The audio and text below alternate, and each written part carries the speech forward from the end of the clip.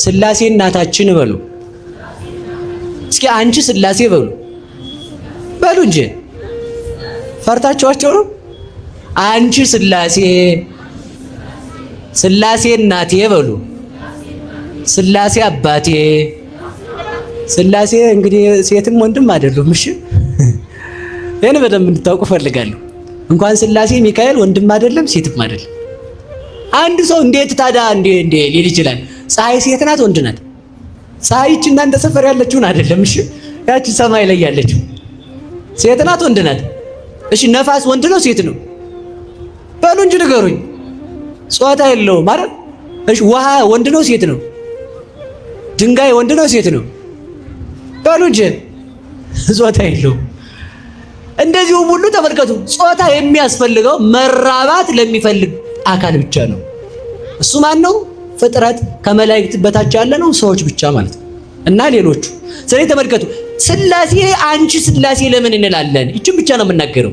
ቅድስት ስላሴ የሚለው እናቴ ስላሴ ማለት ነው። አንቺ ስላሴ እስኪ በሉ፣ አንቺ ስላሴ በሉ። ስላሴ ምናችሁ ናቸው? በሉ እናታችን በሉ እንጂ በደንብ በሉ። እናት ተመልከቱ፣ እናት ለልጇ እንደምታዝን ስላሴ ለፈጠሩት ያዝናሉ።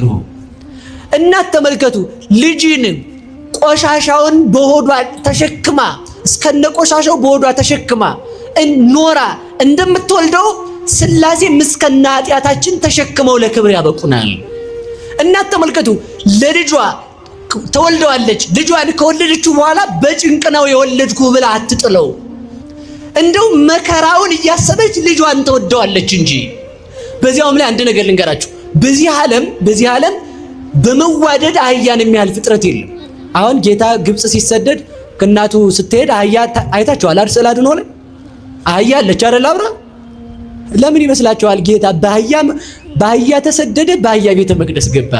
ከአህያ ጋር እንደው አህያ ምን ታደርግለታለች? እሱ እንደ አህያ ልጁን የሚወድ ፍጥረት የለም ይላል። እስኪ በሉ እንደ አህያ በሉ።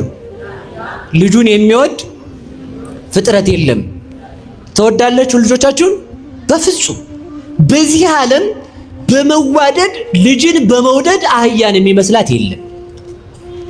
ለምን ከተባለ ተመልከቱ፣ አህያ ልጇ ገደል ብትገባ ተከትላ ነው የምትገባው።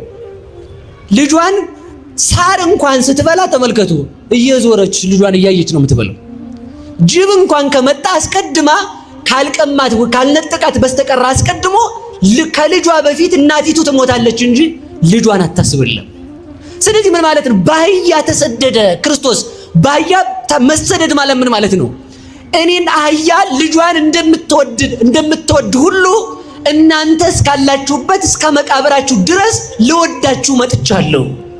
ወይንም ተመልከቱ፣ በሚፋቀሩ ሰዎች መካከል እገኛለሁ ሲል አህያ ላይ ተቀመጠ።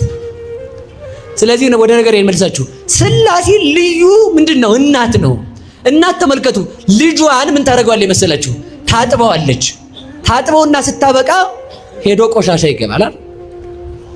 አይነካም? ቆሻሻ ልጅ ይነካል። ይሄድና ልጅ ትለዋለች። ከዚህ በኋላ ጭቃ የሚባል ነገር እንዳነካ ትለዋለች። እሺ ይወጣና ጭቃውን አብክቶ ይመጣል ቤት። ከዛ በኋላ ይሄድና ልጅ ችግር የለበት ውሻ ካለ አጠገቡ ዝንቡን እያለ ይጫወት። ታው ልጅ ትለዋለች፣ አይሰማም። ይሄድና ወጥቶ ሲያበቃ ተመልከቱ፣ እንደዚያ በቆሻሻ ተነክሮ ይመጣል ቤት። በቆሻሻ ተነክሮ ከመጣ በኋላ እናት ምን እንደምታደርገው እጥብ አድርጋ ልጅ አሁን ሲበሉ አጥባ ልጅ በሉ ምን እንደምትለው እናት አጥባ ልጇ ታደርገዋለች። ስላሴ እናታችን ነው። ስላሴ ንጹህ ነው ማለታችን ተመልከቱ። ኃጢአት ብንሰራም እንኳን በንስሐ አጥቦ ልጁ የሚያደርገን ነው። ኃጢአት ሰራችሁ ብሎ አውጥቶ አይጥለንም። ነገም ነገም ወተን ብንቆሽሽ ነገም ተቀብሎ ንጹህ ያደርገናል። ተመልከቱ፣ አንድ መነኩሴ ነበረ። ወጣ ገዳም ላይ። ከገዳም ወጥቶ ተመልከቱ ስላሴን ካደ። ባጭሩ ማለት ነው። በሴት ምክንያት ነው የካደው። ይሄ ካህነ ግልፎ የምትባል ነው። ድረ ልቡናው ጽዮ ፍቅራ አቲ በሴት ለዘወፃ ረድም ሃይማኖት ይሉታል ሊቃውንቱ። ልተወው ታሪኩን። ከተማ ይወጣና እንድ ሴት ያያል። ከዛ በዛ የተነሳ ላግባሽ ሲላት አባቴን ልጠይቅ።